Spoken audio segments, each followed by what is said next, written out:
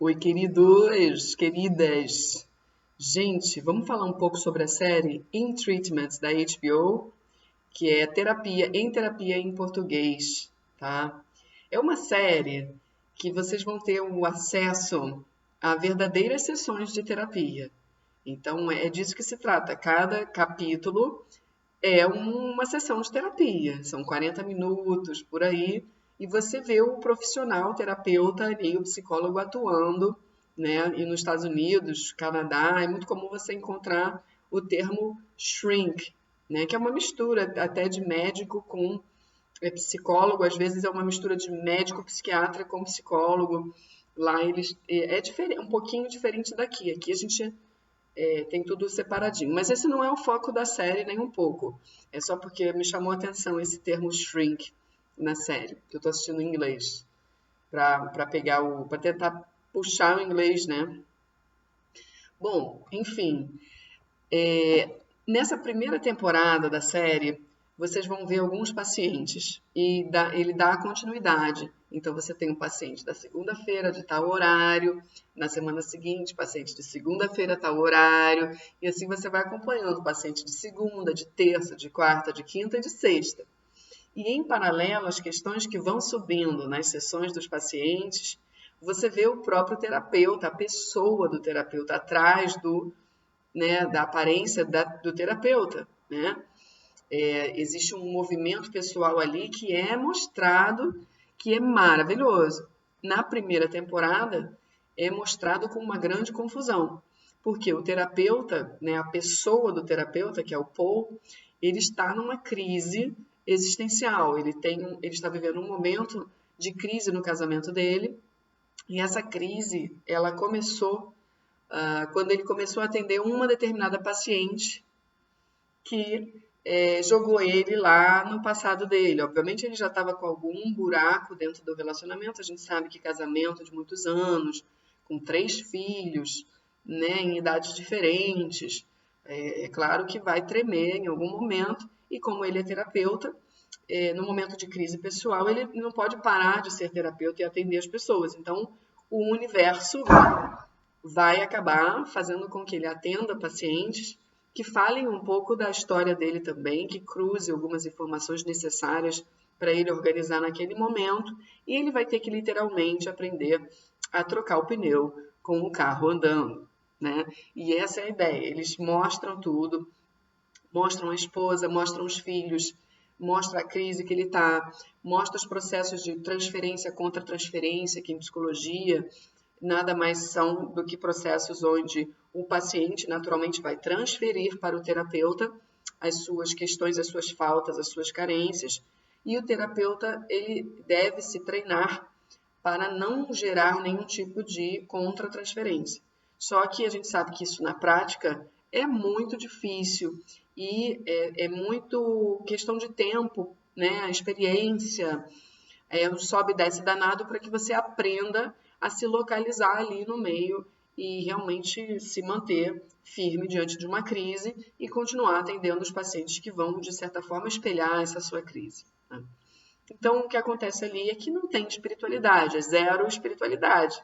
Você vê um movimento puramente científico, de atendimentos puramente dentro da ética profissional, da psicologia, obviamente da proteção do ambiente, o setting terapêutico, o respeito ao horário, dia da semana, né, para que haja ali um ambiente propício, não há, a não ser em casos de emergência, não há WhatsApp, não há telefonemas, não há invasão do espaço, o espaço sagrado é o espaço da terapia, não há terapia online, há terapia somente presencial. Então, é uma série que traz o convencional da psicologia, o que eu acho super importante para a gente avaliar essa ciência e tentar entender um pouquinho o que está atrás dessa profissão, que é uma profissão tão maravilhosa, né? Ela puramente é maravilhosa, porque ela acaba ajudando as pessoas a saírem de crises, a entenderem racionalmente seus processos, a falar, encontrarem alguém ali para se sentirem seguras, principalmente nos casos graves, como acontece em todas as temporadas, né? Todos os casos que a gente atende são casos graves porque As pessoas, quando vão buscar um terapeuta, por mais que não estejam vivendo um problema de vida ou morte, num nível de alma, foi a alma que puxou elas para lá, porque a alma sabe que tem alguma coisa que não está bem. Às vezes ela não sabe exatamente onde está o problema e ela quer que o terapeuta vá lá e diga para ela e que resolva. E aí vem o processo terapêutico, né, da desconstrução das ilusões, da desconstrução da pressa, do milagre, do salvador, do querer que o outro te responda. A relação que é criada em si e o ambiente criado ali, o cenário todo montado, para que aquela relação possa espelhar tudo que há de ser visto, né? Tudo que necessita ser visto vai acontecer ali dentro. E o terapeuta, ele é treinado, né? A gente estuda na faculdade matérias e coisas para ajudar a gente a entender como é o movimento humano, né? Então a gente estuda filosofia, a gente estuda pedagogia, a gente estuda estatística, né? Até muitas vezes para poder fazer, se quiser ir para o lado de pesquisa, aprender a ver esse lado, que realmente eu não fui para esse lado, mas a gente aprende um contexto geralzão, psicologia social, sociologia, a gente precisa andar na antropologia, na neuropatologia, na neurociência, então a gente estuda muito as psicopatologias, cada patologia, a gente entra um pouquinho nos sintomas mais graves, e assim a gente vai se tornando profissionais, né? Pelo entendimento que a faculdade vai gerando, pelos conflitos internos também que a gente vai começando a ter, até pela idade, por todo o conteúdo pesado que a gente começa a escutar. Os professores, dependendo das aulas, trazem muita bagagem prática, muita elucidação, a gente aprofunda demais o olhar. A gente tem inúmeros trabalhos de grupo que acontecem para esse aprofundamento do olhar. Depois a gente tem a nossa tese final, que precisa ser profunda, não tem jeito, né? Precisa ser profunda, mas também com um sentido, precisa ser bem guiada. A gente tem uma parte enorme de estágio prático, onde a gente se enfia mesmo em instituições para trabalhar em diversos setores, né, dentro da psicologia. Então, assim, a faculdade tem até a psicologia experimental, fenomenologia, existencialismo, aquela parte toda de humanas, tudo a gente vê, né? Então a gente faz, tem lá os ratinhos, não sei se hoje em dia tem, mas isso faz parte, porque a gente precisa estudar a parte de condicionamentos, reforçamento positivo, reforçamento negativo, embora seja uma sacanagem com os ratos. Né? Mas eu não sei como a nossa sociedade, de certa forma, evoluiria se a gente não tivesse os animais, de certa forma, para fazer algum tipo de experiência em algum momento da história, né? Porque precisa começar a fazer a testagem, para a gente poder entender como são os mecanismos de comportamento, né? E de cérebro, de percepção, de biológico. Então a gente precisa fazer essas experiências, assim como a gente sabe que outras raças fazem experiência com a gente também. E isso não tem um julgamento pesado, embora a gente tenha medo, seja triste, seja feio, né, na nossa visão, a gente está totalmente dominado por determinados dogmas, estruturas mentais que não alcançam a realidade da existência, né? Então, hoje, assim, olhando para trás, eu penso, poxa, os ratinhos estão lá e a gente dá choquinho, né? Mas também é uma parte que, para o entendimento depois, né, quando a gente se torna profissional, que a gente vai pegar no nosso consultório pessoas realmente necessitadas, que estão vivendo coisas muito graves dentro de processos muito pesados, aqueles ratinhos, sabe, abriram a nossa mente para a gente poder entender como funcionam os dependentes químicos, como funcionam os vícios, como funcionam as pequenas dinâmicas do dia a dia, que são nocivas, tóxicas para a própria pessoa e ela se mantém ali. Então, a gente precisa, dentro de um ambiente seguro, né, não é maltratar os animais, é realmente ter a compreensão do que rola. Claro que muita coisa pode mudar, eu acho que precisa mudar, né? Não precisaria ter tantos ratos, poderia ser um rato ou outro, né? Não precisa ter um rato para cada dupla, poderia ser um grupo de toda a turma só estudar através de um rato, sei lá. mas também não sei como anda isso hoje. Estou querendo só explicar para vocês que a faculdade ensina a gente a olhar diferente, a abrir a lente da percepção, para que a gente possa, no futuro, dar conta de entender os processos de quem chega pedindo socorro, né? Nós temos uma estrutura racional, uma mente muito rebuscada, é processo, é camada dentro de camada, é muita enganação, muita loucura, muita manipulação, é muita mentira, é muita contaminação sistêmica, é muita contaminação espiritual. Então, realmente, eu acho que a faculdade de psicologia, eu assistindo essa série, eu fui me lembrando das coisas e fui me reconectando, sabe? É algo muito importante. É uma experiência, sim, transformadora. Assim como qualquer faculdade que a gente faz, se a gente está falando de mente, vai ser algo assim que pode ser, por vezes, até perturbador. Muita gente sai da faculdade lá no 5º período porque é mente humana e todo mundo tem uma, né? É emoção, mente, processo inconsciente, então tem gatilhos, nós temos problemas de outros lugares dentro da memória.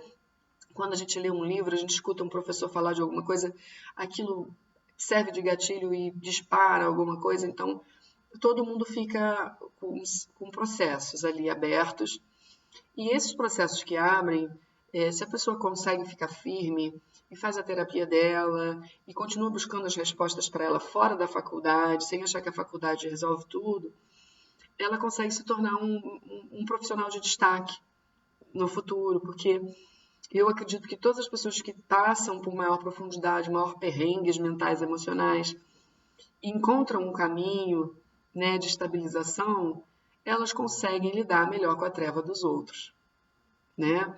Então, enfim, os cursos são inúmeros dentro da faculdade, a própria faculdade, ela faz eventos, congressos, ela mostra, a gente vai, como aluno, vai buscando dentro das áreas de interesse, especializações, cursos de aprimoramento, workshops e coisas paralelas, e a gente vai, uau! É assim algo muito, muito transformador fazer esse período de universidade de psicologia. Então, o Paul, que é esse doutor da série, ele acaba nos dando um desbunde de aprendizado prático, né? Porque ele é um excelente terapeuta, né? Ele consegue tocar nos pontos certos, ele consegue trazer as perguntas certas, ele consegue manter um distanciamento, né? Que isso para a psicologia está correto, ele mantém o distanciamento ali com o que eu quero dizer ele entende a necessidade de dar limites, ele entende a necessidade de calar, ele entende a necessidade de falar, ele usa estratégias ali no meio, então com o paciente adolescente, né? Ele precisa trazer esse paciente que é desconfiado, que sofreu abuso sexual, ele precisa trazer essa paciente para vincular com ele, porque ela tentou suicídio, ela tem um campo de dor muito exaltado, várias coisas já não funcionaram para ela no sentido de afetividade, né? Então ele vai construindo aquela relação, vai dando regras, dando limites, mostrando quem está ali com ela, que se ela não teve um pai, se ela teve um pai ausente, eu faço a questão de te mostrar que aqui existe uma presença, e ele dá formas de mostrar isso sem necessariamente falar. Então, ele é, assim, excelente, né? Ele muda ali, ele senta com ela, ele troca os lugares, ele deixa ela sentar na poltrona dele. Coisas pequenas assim, que no dia a dia você, dependendo do paciente, você fala, essa é a minha poltrona. Aí o paciente precisa trocar de lugar, porque é um paciente provavelmente que aprendeu a ser mais né, destacado, tem um ego mais avançado, é mais arrogante. Então, ele precisa ter limites claros ali. Se ele sentou na poltrona do terapeuta, o terapeuta precisa colocar ele no sofá dele, para ele já na prática entender o que está acontecendo com ele, né? E por isso que ele tem problemas, provavelmente. Então, tudo no cenário terapêutico é importante, cada detalhe. A escuta é outra, né? Uma piada que o paciente conta, a gente pode rir, obviamente, mas a gente entende o que está atrás, né? Tenta entender, tenta analisar. Um sonho que venha nunca é um sonho, que se veio para aquele lugar é porque ele é importante. O olhar no relógio, ter pressa de falar ou não falar, ou as jogadas que os pacientes fazem de manipulação, aquilo tudo fica muito evidente dentro desse cenário, desse seriado. Né? A questão dele atender em casa, ele atende numa parte destacada da casa, isso é muito comum acontecer lá fora. Existe ali a curiosidade dos pacientes e qual é o limite dele falar da vida dele, né? Como os pacientes muitas vezes precisam disso para que eles tenham provas de que eles estão num ambiente seguro, que o terapeuta é humano como eles, né? Que sendo humano como eles, vive problemas como eles, mas que está numa posição de poder ajudar pela maturidade que ganhou, por tudo que estudou, por tudo que fez e aconteceu. Então, temos aí um terapeuta arrogante, né? Assim, o universo dos terapeutas, eu costumo dizer, ou pensar, pelo menos, que se parece muito com o universo dos advogados. Né? O advogado, ele exerce uma profissão que tudo ele pensa, ele tem uma articulação rápida para se defender, né? E tudo joga a favor dele, digamos assim, depende dali da necessidade. E vive um mundo muito arrogante de aparências e de poder, e de domínio, de controle. Isso é um fato, né? Estou dizendo que os advogados todos são assim? Não, mas estou dizendo que a maioria sim. Pela estruturação, né, dentro até do universo de faculdade, né, pelo universo do que está atrás de uma personalidade que vai buscar a advocacia, vai buscar a justiça, né? Vai buscar ver os lados e a proteção, a defesa. Isso, por si só, já é algo bem duro, né? Já é algo bem duro, estar com a verdade, defender a verdade. A verdade para quem? Né? Ora está de um lado, ora está do outro. Então, é muito delicado aí. Os psicólogos não são iguais, mas eles têm uma estrutura mental muito forte, né? Então, eles precisam o tempo todo estar atentos a cada detalhe, para analisar, para trazer um ato falho, uma coisinha pequena, uma frase não concluída diz muita coisa. Um gesto. Então, é tudo muito importante nesse universo inconsciente, porque o que a gente busca é o inconsciente que escapa na fala, é o inconsciente que escapa no gesto, é uma fala que está programada, que está repetindo algo e que não é verdadeira. Então, a gente precisa ir lá, desmontar as mentiras, as enganações e trazer vida, trazer libertação. Então, essa é a ideia da psicologia, né? Que a priori é o estudo da alma, né? A psicologia, a psique, né? É o estudo da alma. E é muito bonita a história de quem estudou a psicologia, de quem trouxe a psicologia para nós, né? A história de Freud, a história de Jung, a história dos dois juntos, as outras histórias de quem foi aparecendo, as mulheres, né? Que a gente vai lendo, que eu não vou citar nomes, porque hoje em dia também já estou questionando muitas coisas que a faculdade passa para a gente, da maneira que passa, da maneira que chega, já faz uma moldagem muito estranha, né? Mas isso é um outro assunto, tá? Então, é muita teoria que quando você vai para a prática, você precisa acomodar e você precisa ganhar a sua originalidade. E isso vem com o tempo para qualquer terapeuta, né? Mas o principal é que você seja um bom decifrador, um bom investigador, um bom ouvinte, uma pessoa que tem um raciocínio lógico muito bom e um raciocínio abstrato muito bom. Então, são pessoas muito inteligentes, né? Geralmente, os psicólogos e os advogados são bastante inteligentes porque eles têm que captar o que está atrás, nas falas, nos gestos, e, enfim, né? O domínio porque se você vai lidar com as manipulações do ser humano, das automanipulações, autossabotagens, você tem que ser um cara, né, um profissional que vai olhar nas entrelinhas e você tem que usar a sua malandragem, toda a sua inteligência para desconstruir algo que está legitimamente construído, né? Sem o julgamento também tem essa parte, né?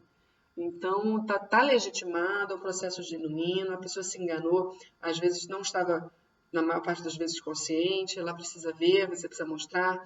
Então, é uma relação que tem que ter hora limite, hora tem que ter afetividade, hora tem que ser isenta, então é bastante desafiadora essa profissão, tá? E a parte do não julgamento é importante, né? Tem a parte do sigilo que garante, né, a proteção daquele que fala, ele se abre em lugares, né, zonas ocultas e sombrias, ele quer ter o seu sigilo garantido.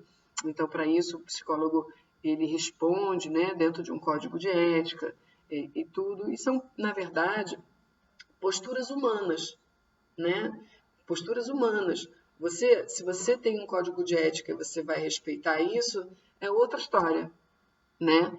E você vai fazendo a medida.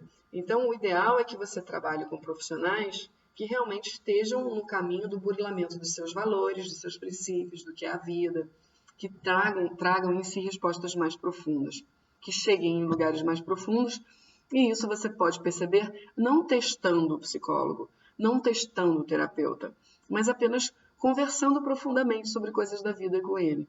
E aí você vai abrir a sua antena, o seu radar, né? Não se colocando numa posição de inferior, né? Ah, estou muito necessitado, vou me jogando aqui no seu colo, né? Você precisa estar com o teu radar ali em vista. Poxa, eu estou vulnerável em determinados pontos, então eu tenho que escolher bem para quem eu vou me abrir.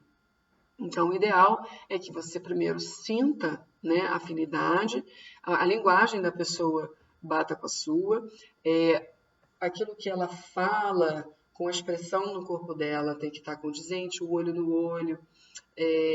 Enfim, os retornos tem que trazer algo novo para você, tem que trazer novas perspectivas, tem que trazer mudança, né? Mudança, conteúdo para a mudança. Então, essas coisas são bem importantes. E aí você vai vendo, né, nessa primeira temporada como está vivendo um momento de crise, não tem a espiritualidade firme, e é um momento de crise, então a gente não tem como julgar também ele. Existe uma paciente que mexe com ele, que ela é jovem, né, bonita, e super atacada por súcubos e íncubos, né? Ali tem um campo muito interessante espiritual atrás. Se a gente for analisar do ponto de vista espiritual, ela é uma paciente bonita, ela sabe que é bonita, mas ela, obviamente, viveu coisas pesadas e que levaram ela a acreditar que sem a sexualidade e sem o sexo, ela não é ninguém. Então, ela aprendeu a fazer essa troca. Basicamente, ela, para se sentir bem-vinda ou vista, tem que ter a parte sexual. E aí, obviamente, essa parte toda vai aparecendo de transferência no terapeuta, só que aí ele contra-transfere, porque ela lembra ele uma mulher né, pela qual ele era apaixonado antes de se casar. E como ele está na crise de casamento, uma crise de idade também, de fase de vida, depois ele descobre que a mulher dele está traindo ele, efetivamente, então a coisa fica bem intensa para os dois.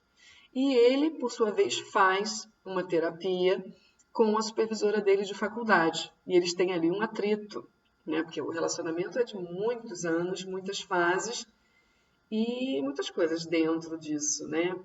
Ela era supervisora dele, já trouxe alguns impedimentos na vida dele, ele já sabe de algumas coisas da vida pessoal dela que são fortes.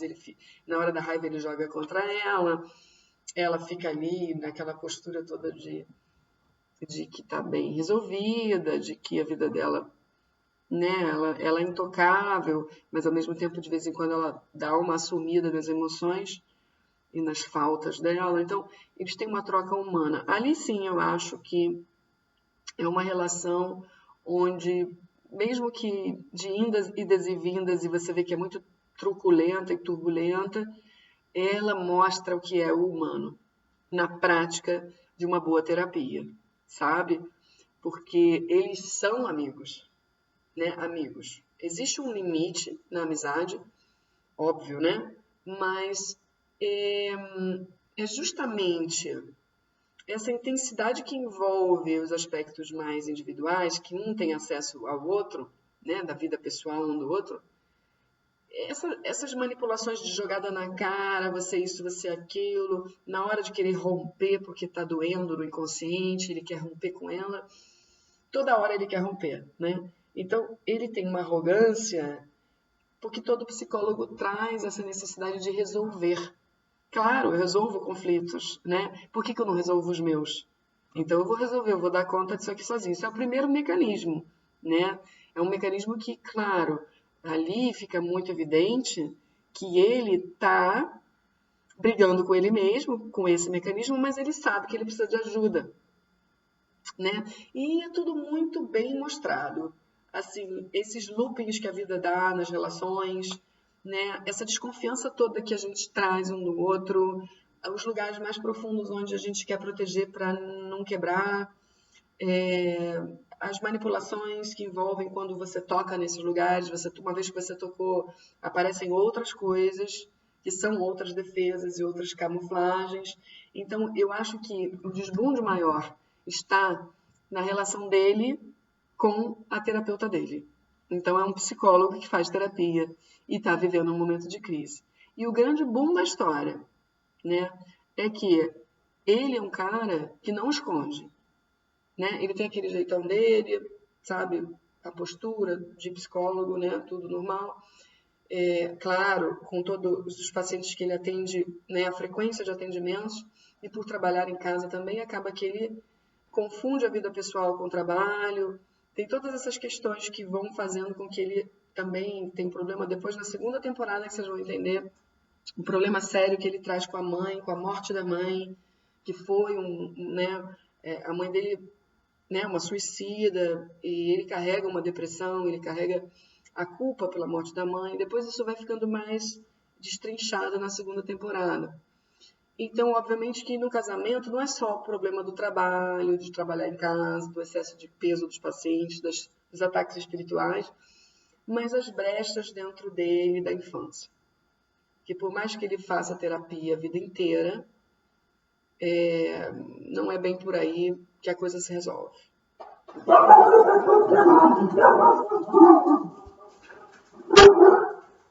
Oi? Oi? Sim, sim. Agora eu não posso. Agora eu não tô podendo ir aí.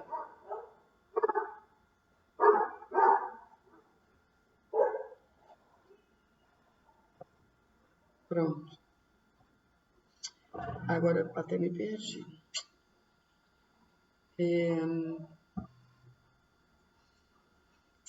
O buraco, né? Que sempre vai acompanhar ele como um fantasma, porque é um buraco infantil.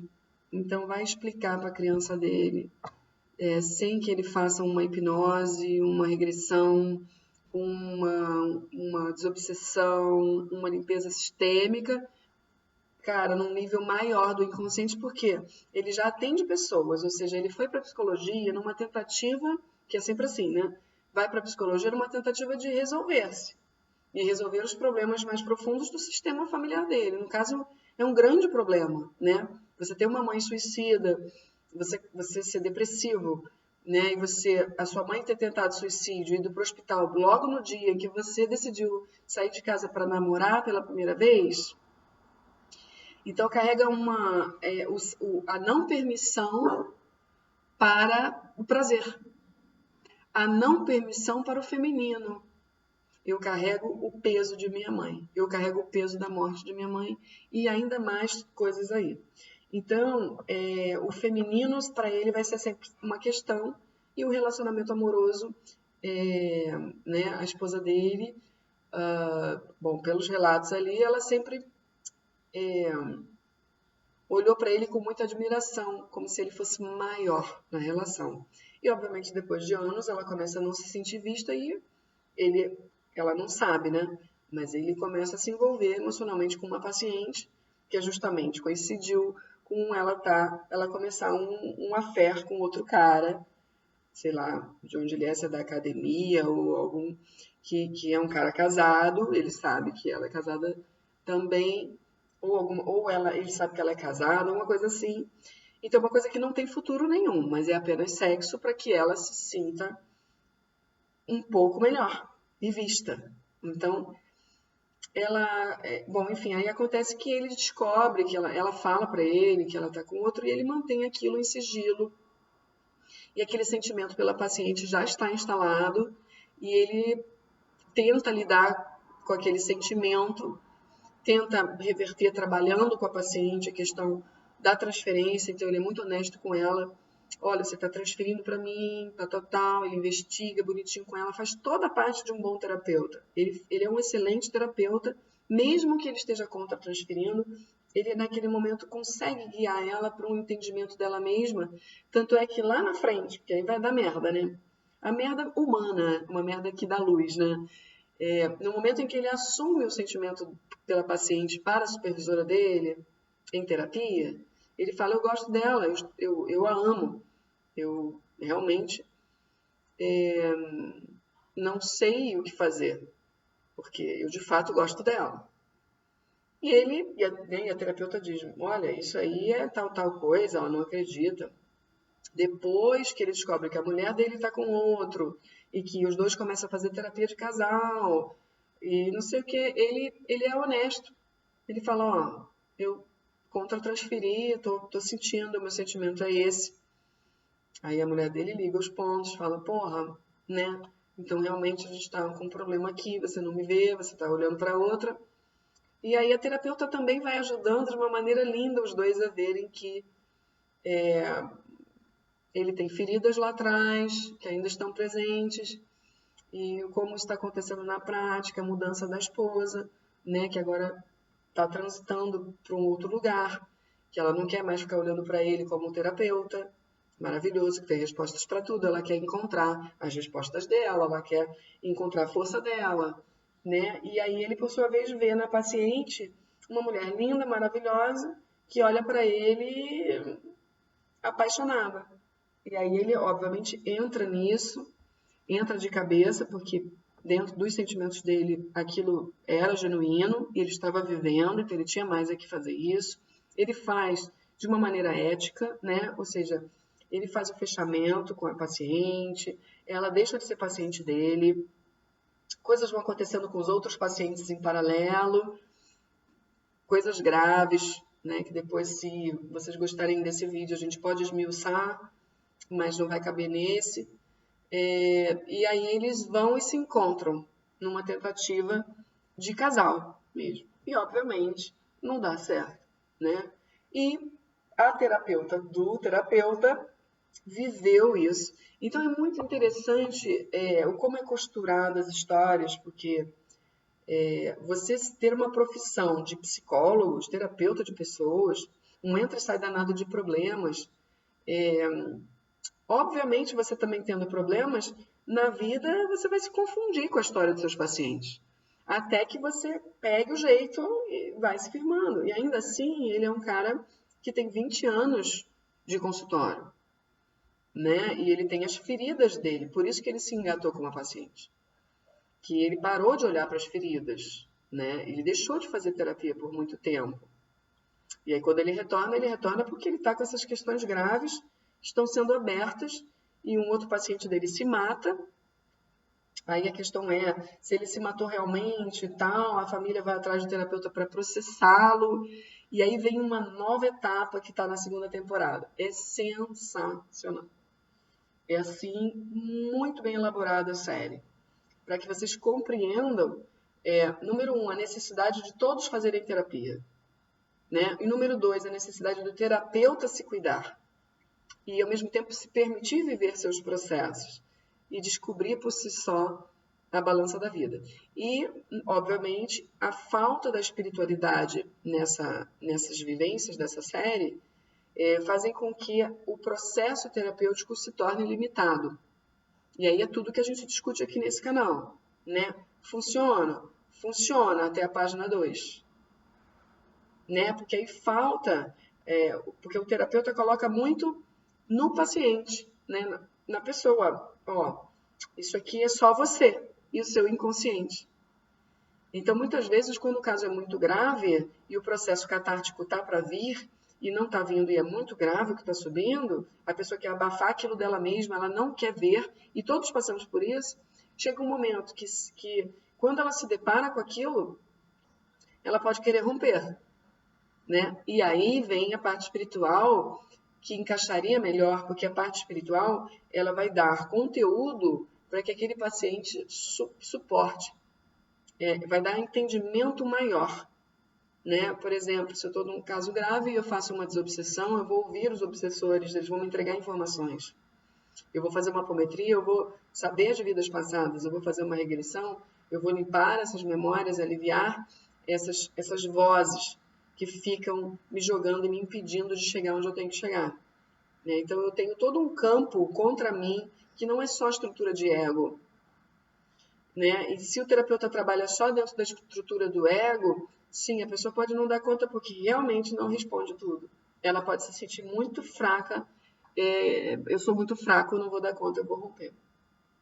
Ou vai romper com a terapia, ou vai romper mesmo com ações de autodestruição, né? Não que não vá acontecer isso dentro, né, da espiritualidade, mas você abre maiores possibilidades. Você abre, você é como se aquela, de um lado para o outro, né, aquele gap, aquele meio do caminho, aquele vão, fique mais preenchido para que a pessoa possa pelo menos botar o pé aqui e saber que tem fundo, né? Porque isso aqui veio de algum lugar, né? Enfim, que é muito comum uma pessoa falar, pô, e aí, o que eu faço com isso tudo? Me diz agora, para ontem, você que está vendo aí, fala para o terapeuta, né? Me diz o que eu faço com isso tudo. E o terapeuta, ó, não sei, é você que vai construir, te vejo semana que vem. Isso é uma verdade. Vai ser uma construção e é necessário paciência e perseverança.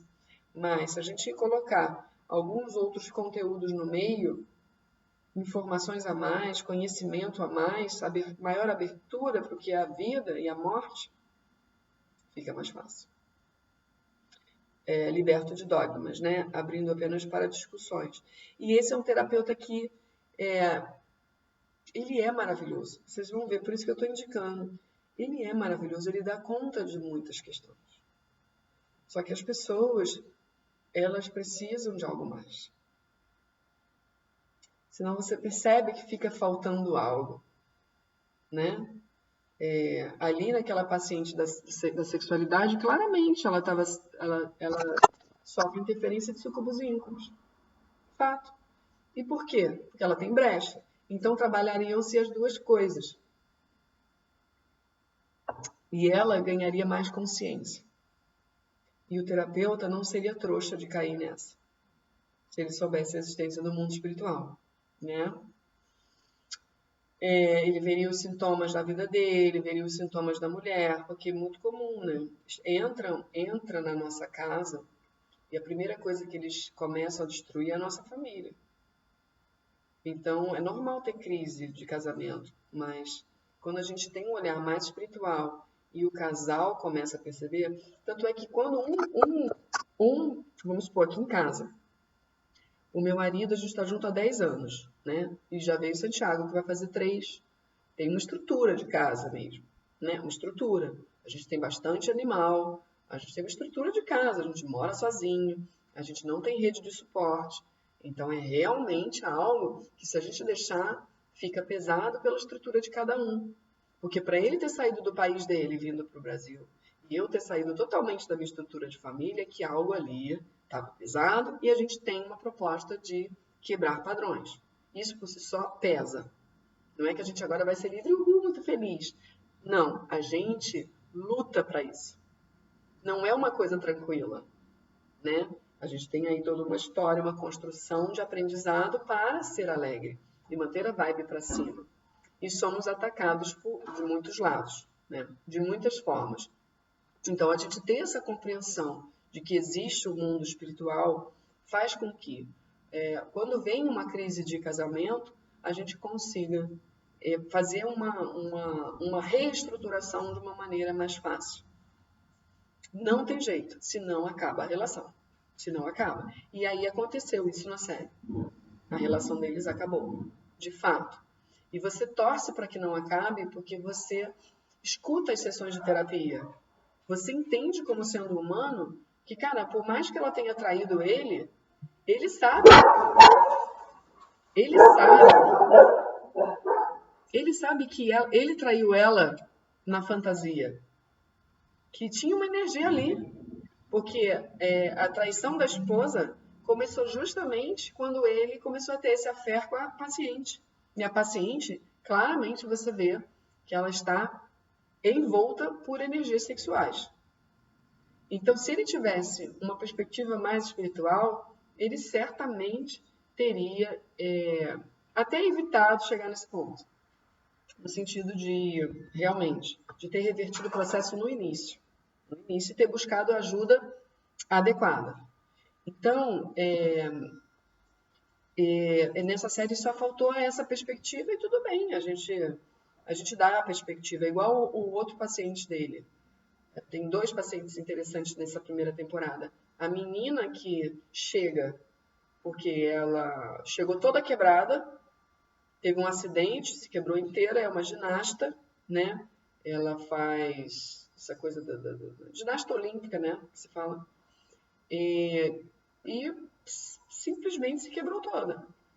E precisa de um laudo, de um psicólogo para dizer que, sabe, que não foi ela que tentou se matar. Porque quem viu o acidente disse, ó, ela se jogou na frente do caminhão. E era uma coisa óbvia, porque alguém viu, tinha uma testemunha. Mas ela, na consciência dela, ela de fato não fez aquilo. O processo terapêutico, ela viu o que ela fez. Ela viu e ela assumiu. No final das contas, ela assume que ela se jogou na frente do caminhão.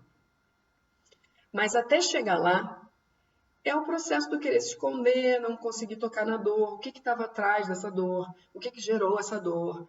É muito forte, né? São histórias de abuso sexual e quebra de confiança e vínculo, onde ela quer romper com a vida, ela não sabe lidar com aquilo, o pai dela também se ausenta, ela viu coisas do pai, né, de sexualidade com outras mulheres muito cedo, criou esse segredo, criou uma lealdade com o pai, ficou totalmente contra a mãe, porque a mãe meio que estava sempre em casa e não viu nada, e ela carregou esse peso de nunca ter dito. Então, e a raiva que ela sente do terapeuta toda hora, ela rompe, sabe? Ela vira à noite, chega bêbada, a outra também. Então, você vê um processo todo da desconstrução do ego de alguém, de você sair das camuflagens e o terapeuta segurando duro, porque não é um negócio fácil. E você vê quando, na sessão, a energia que ele coloca, e depois que ela vai embora, a energia que fica, ela tentou se matar dentro do consultório dele. Ela achou ali dentro de um armarinho uma medicação de, sei lá, de dor de cabeça, tomou o frasco. Então, do ponto de vista espiritual, essa menina precisava de atendimento urgente. Para o quê? Para retirar as camadas de obsessão que ficaram instaladas, que fazem com que ela perca totalmente o controle. Obviamente, que entram pelas brechas de personalidades anteriores que rompem com a vida. E os obsessores que entraram nessa frequência. Para aliviar esse campo. Tanto é que eles não deram um fechamento para essa paciente. Aliviou bastante, porque ela conseguiu entender muitas coisas, e isso é muito importante, da infância, do pai e da mãe, com muito esforço e muitas limitações. Ela não conseguiu. Entende? Ela vai continuar tendo sérios problemas até de não crescer, né? De não crescer, de estacionar, e vai ser sempre um fantasma para ela. Essa coisa do romper, que é mais fácil romper. Ela tem questão do transtorno alimentar, tem a questão da anorexia, tem as outras meninas que são ginastas, esse mundo de ser magrelo, do corpo físico. O pai trabalha como fotógrafo de modelos, sempre transou com as modelos. Então, em volta dela, tem muita coisa que um terapeuta pode entrar para ajudar muito. Um psicólogo, né? Mas uma ajuda complementar para retirar as obsessões e as auto-obsessões, até pelas formas de pensamento que ficam como uma massa impeditiva ao trabalho. Então, ele vai ficando pesado. Ele vai ficando pesado, O consultório dele é um lugar pesado, ele passa a dormir no consultório porque ele está em crise com a mulher e nada disso ajuda. A gente sabe que é preciso cuidar do ambiente, que tudo é energia, né, a gente forma energia, a energia fica impregnada nos ambientes, né? Enfim, então a casa dele. Aí você vê os filhos, né? Os filhos você vê que eles estão na fase de adolescência, mas eles não estão legais, entendeu? E aí aparece essa parte de pai e de mãe, de como ser pai, como ser um bom pai e um bom terapeuta, é bem difícil. Você ter acesso a tanta informação negativa, né? Você ainda ter filho, e olhar para o filho e falar, cara, onde é que... Meu Deus, sabe? É achar o limite entre ser duro, vamos resolver tudo, e estar disponível para enxergar de fato, sem saber que sabe tudo. É muito, muito cheio de requinte pra gente, essa série. E o outro paciente que é um negro, piloto da Marinha, que jogou uma bomba, matou muita gente em missão, né? E matou o pessoal dentro de uma escola. Ou seja, obviamente ele chega com aquela culpa e ele não pode admitir. Porque ele é forte, porque ele é duro. Ele é um homem duro, muito inteligente e persecutório. Então ele ali estava rompendo com a vida, né? Porque ele não se permitia amaciar, né? Ele tinha que ficar o tempo inteiro duro. E aquilo para ele foi ficando pesado, porque ele matou muita gente. Não tem como o sino da consciência não tocar. A parte disso, existia um conflito de repressão com o pai, depois o pai aparece. É muito legal.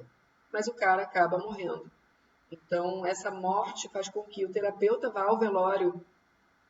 E aí é uma parte interessante. O terapeuta vai ao velório de um paciente e ele nunca tinha conhecido ninguém da família, ninguém dos amigos que o paciente tanto falava em sessão.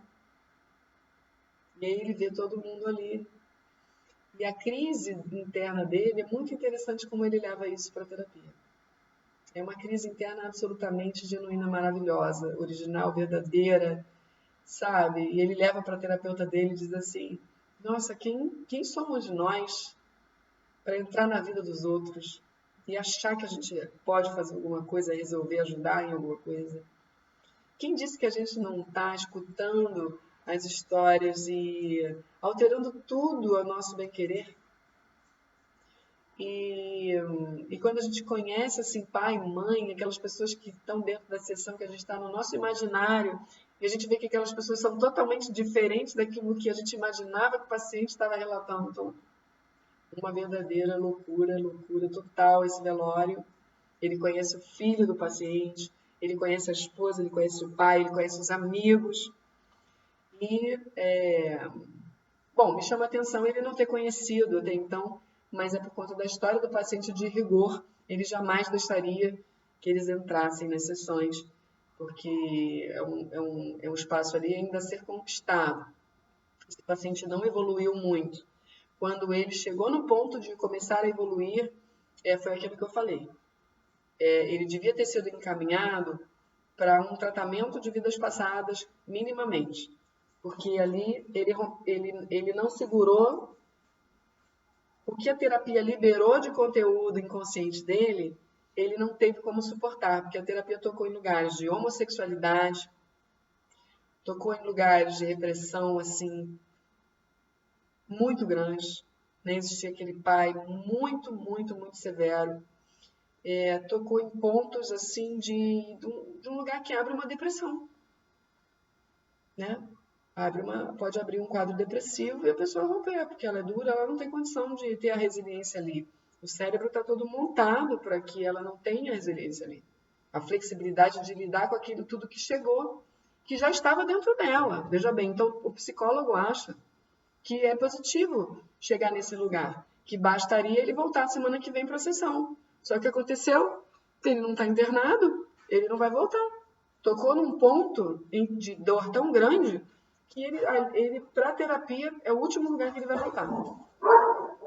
E ele decidiu, inclusive, que ele tinha pego um tempo afastado da Marinha, porque foi muito forte e ele foi culpado A cara dele apareceu em alguns lugares como tendo sido aquele que jogou aquela bomba. Então, ele foi afastado da Marinha e depois daquela sessão de terapia que ele quase entrou numa catarse, que ele tocou nos pontos importantes, ele rompeu com a terapia. Não tinha resiliência nenhuma nele, né? E esse foi o erro do terapeuta.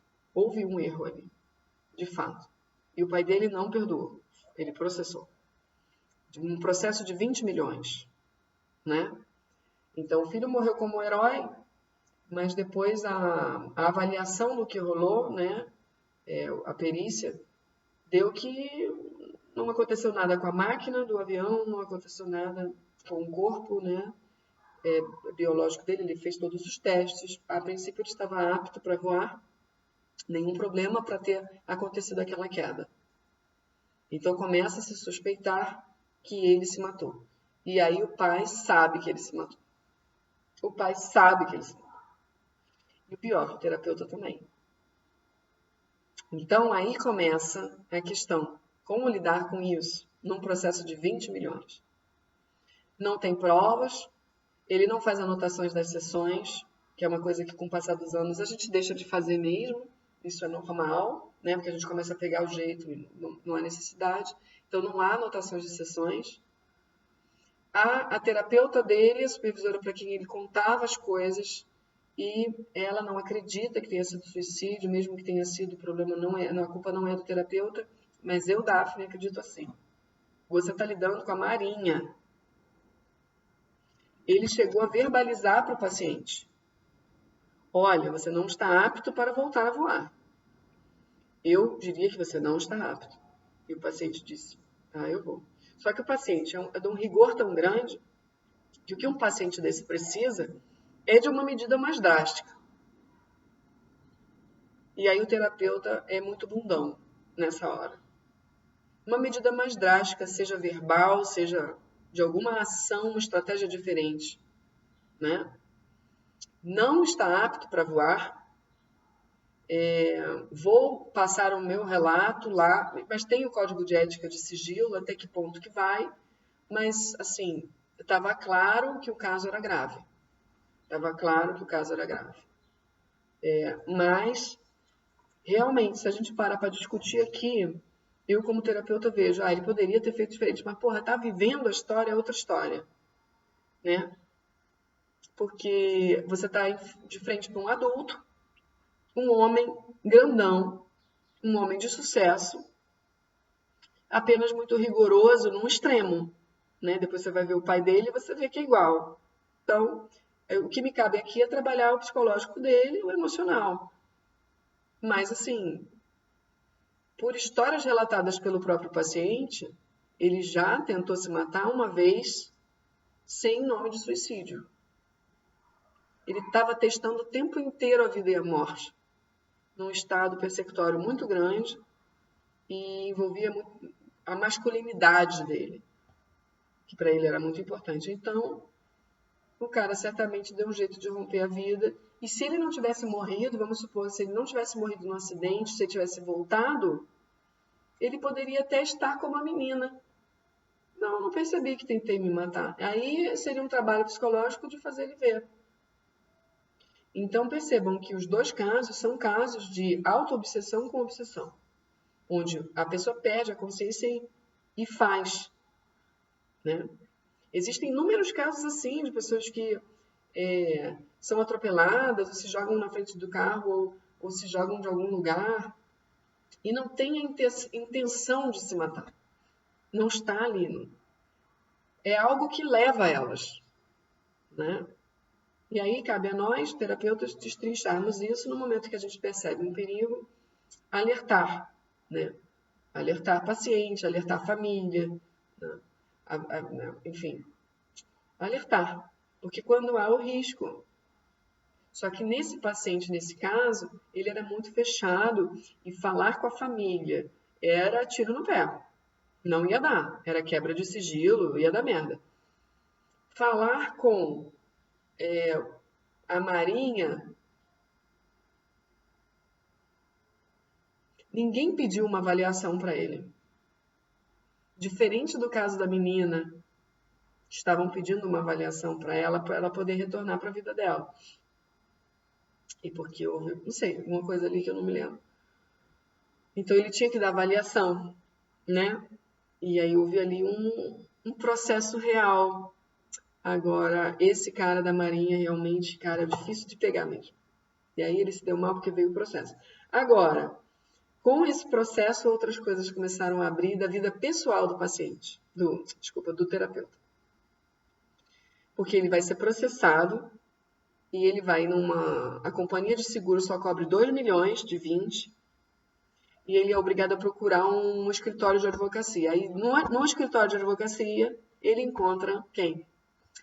A advogada, diretora, é ex-paciente dele. E adivinha o quê? Na época que eles eram jovens. E aí, ó, ela acusa ele de um erro na atuação. E depois a filha dele, quando descobre que ele está sendo processado, uma das falas dela, ela é uma adolescente, ela fala, pô, é isso que você está vivendo? Você ajuda as pessoas e é isso que elas fazem com você? Que vida é essa? E você aí dizendo que vai ficar tudo bem, que está tudo sob controle, que eu vou resolver sozinho. Tudo que ela quer é que ele volte para casa e volte para a mãe dela, né? Que tudo volte a ser como era antes, na fantasia infantil. Então tem muita coisa legal para que vocês estudem mesmo como essa série, tragam para as reflexões e questionamentos da vida de vocês. E certamente, assim como eu, vocês vão crescer muito. É uma série muito humana, verdadeira, com processos genuínos, verdadeiros mesmo. Não são ficções, embora sejam. Ali são coisas reais, dinâmicas reais, tudo que acontece ali é real. E no momento em que esse terapeuta resolve assumir os sentimentos que ele tinha pela paciente, vocês podem ir lá perceber o que aconteceu com ele. Tudo mudou. Ele não ficou mais tão duro, ele ficou mais acessível. Ele não ficou mais tão defendido. Então, o segredo está na gente. A gente já tem que assumir o que acontece com a gente. Por mais que esteja, que vá dar merda, que vá ser errado lá na frente, vai virar sabedoria e eu tenho que ser honesta comigo. O que estou vivendo dentro de mim é isso aqui. Né? Eu não posso também sair atropelando igual louca a ética. Mas ele se apaixonou pela paciente genuinamente. Então eu concordo que ele tinha que viver aquilo ali. Entendeu? O negócio do processo é que eu, Daphne, como terapeuta, e ele também como terapeuta, ele viu que o paciente estaria em risco. Ele alertou da forma dele o que poderia acontecer e aconteceu. Então agora ele vai tentar se defender juridicamente para dizer que ele não viu que podia dar em suicídio. Só que ele sabe que ia dar em suicídio. Como ele vai se defender para não pagar esses 20 milhões? Aí é papel de advogado.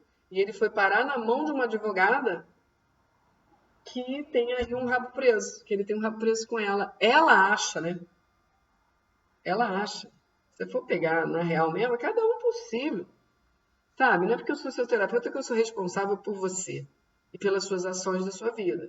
Eu vou te ajudar a pensar, vou te ajudar a questionar, vou te dar dados, vou te dar conteúdo, vou gerar coisa para você tomar a sua atitude. Agora, você não vai me colocar no meio, né? Como se eu tivesse colocado a mão a arma na tua cabeça para você escolher aquilo ali. Então, é mais ou menos isso que ela está fazendo. Ela estava num momento fragilizada, onde ela fez um aborto no passado, e ela está culpando o terapeuta dela ter feito um aborto, que hoje ela é uma quarentona, 43 anos, não tem filho, está doida para ter, não tem marido, não tem nada. E a única chance que ela teve de ter um filho, ela perdeu na época que fazia terapia com ele. Porque ela decidiu abortar com a terapia. Tá num puta momento de vingança. Eu tô nessa parte da série. E tudo isso vai dar em amor, né? Eu acho. Eu acho que tem que ser construída pra cima essa série, porque os terapeutas vivem processos muito, realmente, não é porque eu sou uma não, mas é assim também. É muito pesado. Você ajudar as pessoas a tomarem atitudes importantes Num momento de crise, olha, é bem pesado, né? Porque justamente ninguém quer se responsabilizar se dá merda, né? Todo mundo vira vítima, todo mundo quer projetar, todo mundo quer achar culpados e o terapeuta fica na merda. Isso eu entendo bem. Isso eu sei. Isso eu tô do lado dele. É verdade. Esse pai que processou ele não precisava ter processado. Não precisava. Eu entendo que é uma verdade. Ele saiu e se matou. Isso aconteceu e o terapeuta sabia. Isso é um fato. Mas você chegar a processar um terapeuta numa de tentar responsabilizar ele por um erro, ele está colocando como se fosse um erro médico. Mas como pegar esse erro? Como se mensura isso? É papel de advogado.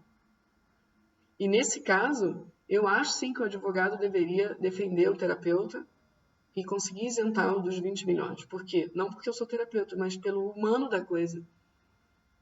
Esse pai está em luto. Ele quer culpar alguém. E ele sabe que quem tem culpa, se tiver alguém com culpa, é ele. Por todo o conteúdo gerado em sessão, esse pai matou o pai dele, matou o avô, né, do paciente que se matou. Então houve toda uma história pesada que se repete no paciente, porque o paciente teve um gatilho porque ele matou muitas pessoas e o pai tinha matado o avô. Eles estavam exatamente num processo de repetição. Então esse pai sabe no nível de alma.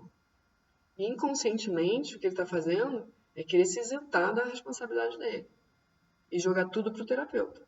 É justo? Não. Agora, como é que os advogados vão fazer essa defesa? Não sei. Também estou querendo ver. Ainda não terminei. Beijo, queridos. Maravilhosa série. Beijo.